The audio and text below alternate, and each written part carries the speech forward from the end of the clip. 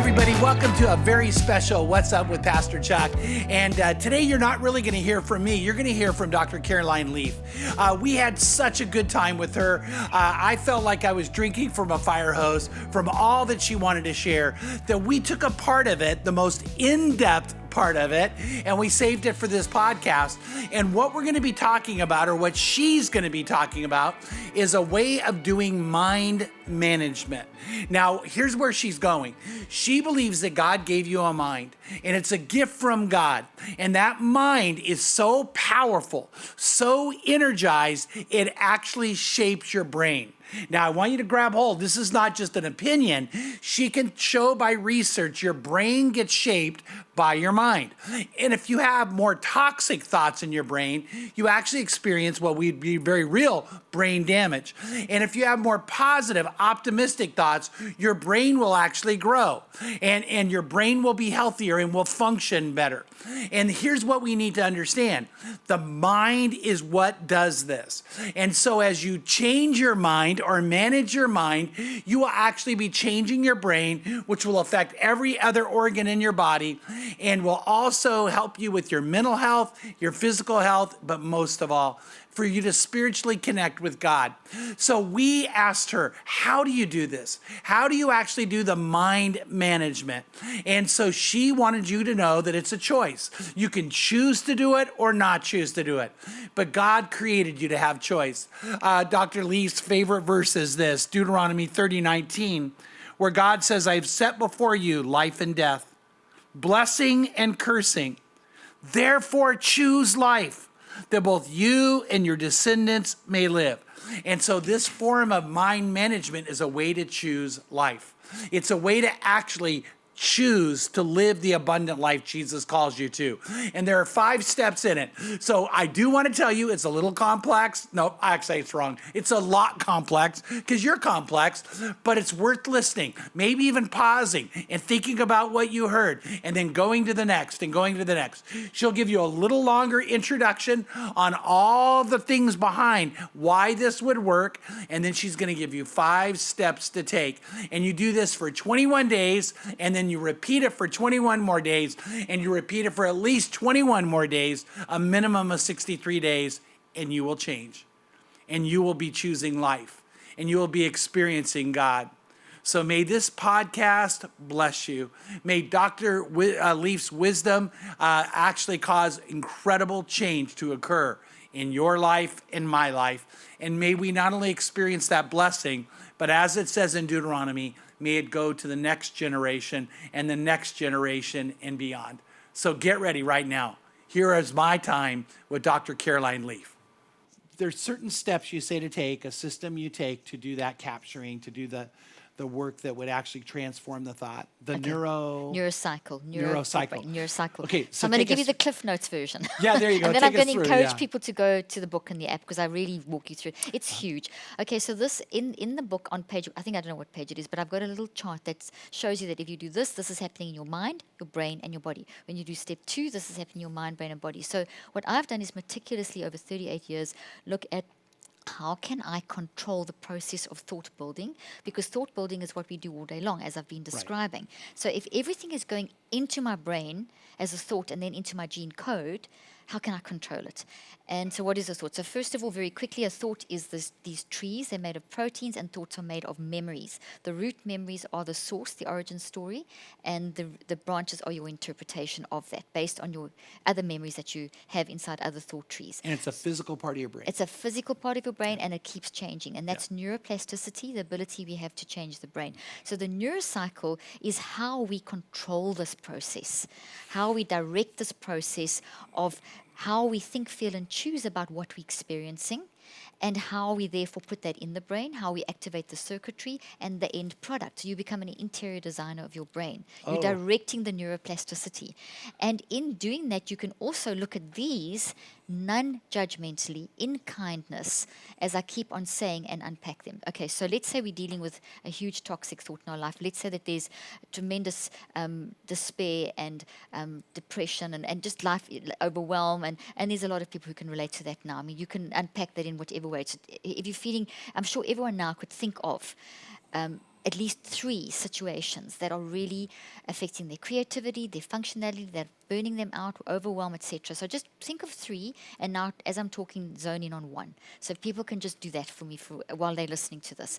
Okay, so now let's say that you've identified the toxic thought. You're not sure of the detail, that you don't have to know. It's only the first moment. You need 63 days to really unpack it. But what I want you to do is just to capture that as much as you can, even if it's very blurry, and try and give some sort of a name to it. So maybe it is the isolation of COVID, or maybe it is a relationship issue. You can be as broad as that, because you'll unpack and get the detail as you go through the neurocycle. So that's the first thing. Now, how do I, now once I've got this big thing, what are the signals coming? This tree is sending out signals. What are the signals that are coming at me? And the signals are in 4 categories. What are the emotions? As you think of that, what are you feeling? Like maybe depression, maybe anxiety. Remember, they're feeling, they're warning signals. They're not brain diseases like we've been sold. It's not a brain disease, okay? It will change the brain. This is toxic to the brain, but the source is not in the brain. The source is what happened, okay? It reflects in the brain. So whatever we experience is the source, and that gets built into the brain. The mind shows up in the brain. The experience shows up in the brain, and that will damage the brain. But if you capture it, you can fix the brain and fix the body. That's the beauty of this. And that's what the neurocycle is doing. Yeah. It's teaching you to very intentionally look at these patterns. What are these 3 to start with? Choose one. And that's the one you hone in for the next 63 days. Now, how do I start knowing more about that? What are my signals? So what am I feeling? What am I feeling in my body? So what am I feeling in my emotions? What am I feeling in my body? What am I feeling in my, what are my behaviors related to this?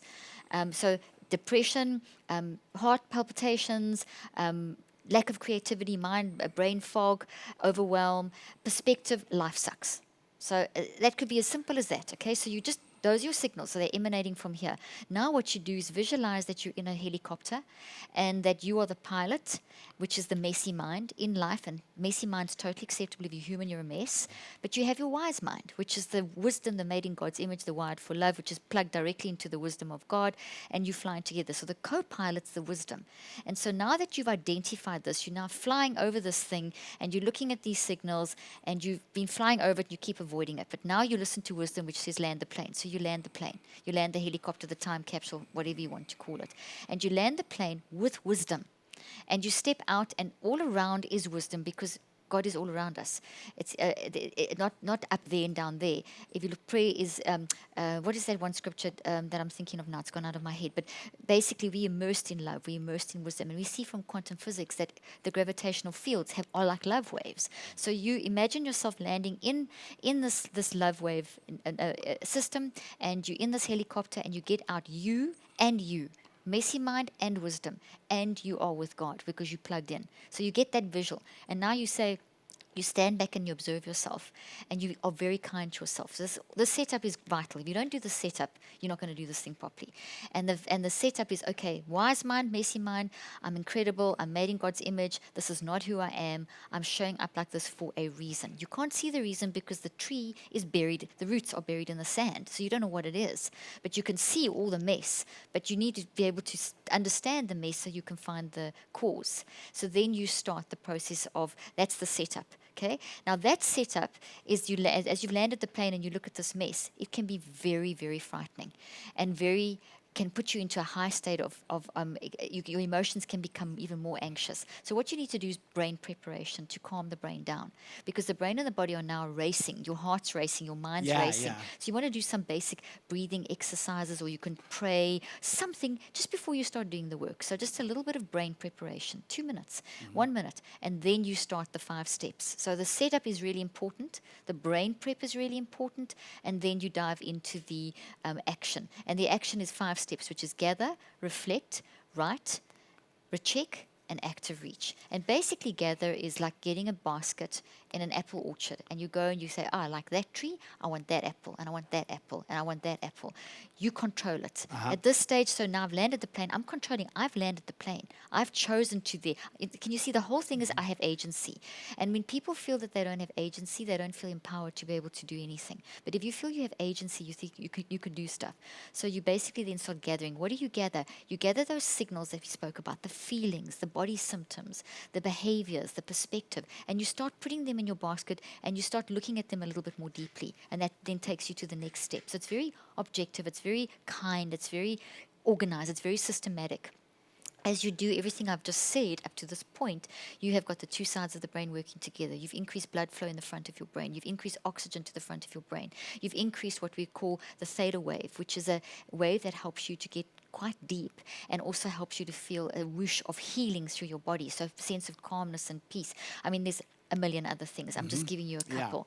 Then as you're in that state, when you gather, when you've picked those apples, you then go into reflection. Reflection is asking, answering, and discussing, and it's trying to find more details about the signals, because that will then give you an idea of how you see yourself. So let's say, for example, that you're talking about relationships, because we used that example in the beginning, and you have a sense that it could be something to do with childhood, but you're not quite sure. There's something there that is like a lurch in your stomach, but you know you have to. There's a volcano going in your life. Your life's falling apart. You have to do something. So you know all of that, but you're not sure of the detail. So now, as you're reflecting, you start reflecting on those signals, and it starts showing you how you see yourself. So the signal reflection on the signals that you've put in your, that you've gathered.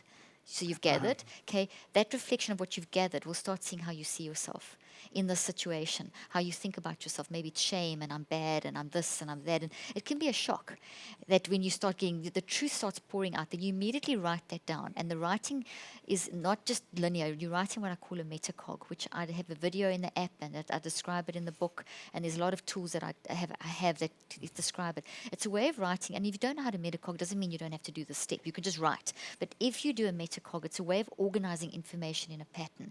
And it forces the brain, the two sides of the brain, to work harder together. It activates those 200 areas of the brain, and it increases your access to your wisdom, which is in your unconscious mind. So it takes you deep, and it pulls stuff up that you didn't know was there. And then that can be very overwhelming. So the fourth step is to try and bring some order into that. And then you actually say you have to write. Write. You must write down. Yeah, not type. It's better to write because you get much more interaction. And that's what I understood. Yes, You want to write. You want to physically write, and you can, as you do the 42 days, you can actually edit. In the app, you can, the Neurocycle app, I have a place where you can actually, in the second phase, 23 through 42, you can actually write. There's the new version that's going to be released very soon, and there you can type into the app. But some people prefer to type. If you really want to, you can. I'm not going to stop you, but the point is you need to get it on something, preferably write. And then the fourth step is to organize what you've written. And then the fifth step is like a full stop. And where you are saying, okay, I've done the work for today. I'm not doing this anymore. I'm now going into the rest of my day. So you can give yourself an action. And this is a great place to select a scripture. And especially a scripture that's related to what you're working on. So if you've seen today maybe that you are shame, that you see yourself as shame, then you go find a scripture that shows you that you're not shame. And every time today when you feel yourself being drawn back to ruminate, because you ruminate's going back and hashing this thing around, you say no, grab the scripture and you discipline your mind to go onto that hook, imagine a beautiful flower or something. You can do anything that's to keep that, it's an anchor that keeps you in a healthy space. Tomorrow you'll come back, and then tomorrow you pick up and you go a little bit further. The first day you may only achieve it, each day is a little bit. You're not going to solve it on day one.